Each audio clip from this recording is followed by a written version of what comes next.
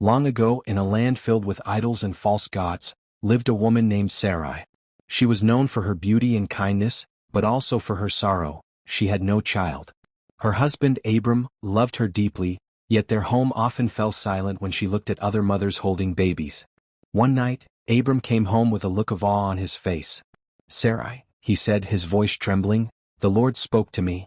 He said we must leave this land, leave everything, and go to a place he will show us." Sarah looked into his eyes. "Leave our home? Our family? And go where?" "I don't know," Abram said softly.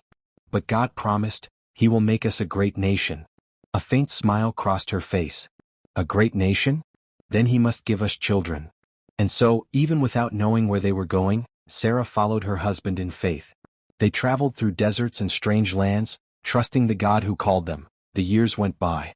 God blessed Abram and Sarah with silver, gold, servants, and herds, but not with a child. Each passing year deepened Sarah's longing. Sometimes she would stand outside her tent and look at the stars. "Lord," she whispered, "you promised. But how long must I wait?"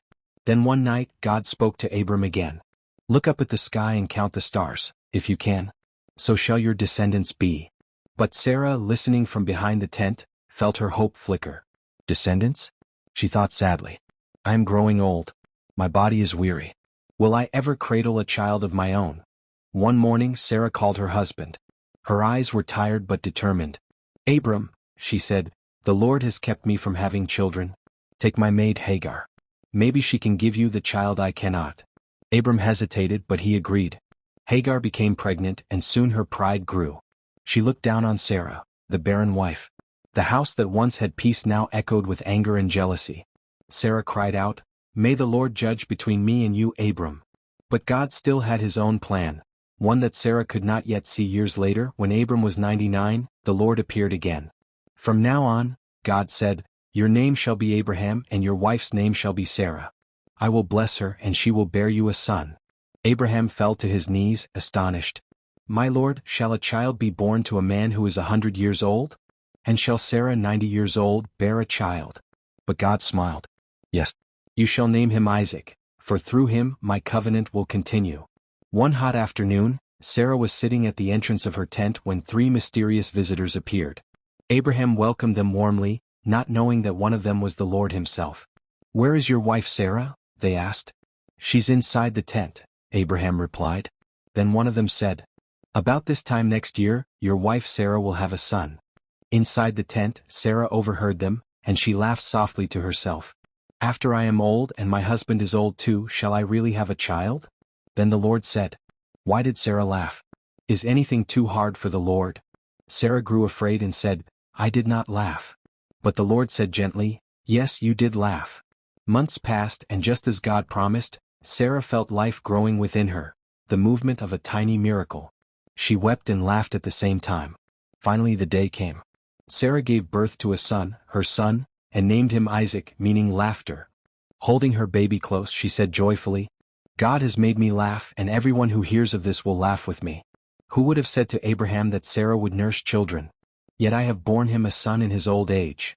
The waiting, the tears, the doubts, all were replaced with joy. Years passed after Isaac's birth. The boy grew strong and full of life, and Sarah's laughter filled their tent every day. She often watched him play in the fields and thanked God for the miracle she once thought was impossible. But one day, early in the morning, God called to Abraham. "Abraham." He answered, "Here I am." Then the voice of God spoke words that pierced his heart. "Take your son, your only son Isaac, whom you love, and go to the land of Moriah. There, offer him as a burnt offering on one of the mountains I will show you." Abraham froze. The air around him felt heavy. His hands trembled. "My son?" he thought. "The one you promised? The child Sarah waited for?" But he did not argue. Deep inside he remembered the God who never failed his word. That night he said nothing to Sarah. How could he tell her? How could he say that God asked for the life of her only son, the child of her laughter? At dawn, Abraham saddled his donkey. He took Isaac and 2 servants, along with wood for the offering. The journey was quiet. Isaac walked beside his father, smiling, unaware of what was ahead. On the 3rd day, Abraham lifted his eyes and saw the mountain in the distance. He turned to his servants and said, "Stay here with the donkey. The boy and I will go over there and worship, and then we will come back to you." Isaac carried the bundle of wood on his back, while Abraham carried the fire and knife. As they walked together, Isaac asked softly, "Father?" "Yes, my son?"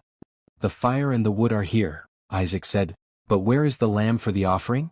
Abraham swallowed hard and replied, "My son, God himself will provide the lamb." They reached the place God had shown him. Abraham built an altar and placed the wood carefully on it. Then with shaking hands he turned to Isaac. Isaac looked confused but trusted his father completely. Without a word, Abraham tied him and laid him on the altar. Tears streamed down his face as he raised the knife. Every heartbeat echoed like thunder. Just as he lifted his hand to strike, a voice cried out from heaven, "Abraham! Abraham!" He stopped instantly. "Here I am," he gasped. The angel of the Lord said, "Do not lay your hand on the boy or do anything to him. Now I know that you fear God, because you have not withheld your son, your only son, from me." Abraham looked up, and there, caught in a thicket by its horns, was a ram. He quickly untied Isaac and offered the ram in his place. Then Abraham named that place Jehovah-Jireh, meaning, "The Lord will provide." When Abraham and Isaac returned home, Sarah saw them from afar. She ran to her son and held him tightly, tears of joy flowing down her face. She didn't know the full story at first, but when Abraham told her what had happened, she trembled and fell to her knees. "Truly," she said, "the God we serve is faithful and mighty." From that day on, Sarah treasured every moment with Isaac even more. And though her years were many, her heart was young with gratitude. When she finally passed away at the age of 127, Abraham mourned deeply. He buried her in the cave of Machpelah, a place that became a sacred resting ground for their family. Sarah's laughter never died. It lived on through Isaac, through the generations that followed, and through everyone who learned to trust God's promises even when they seem impossible. Her story reminds us that faith sometimes wavers but God never fails.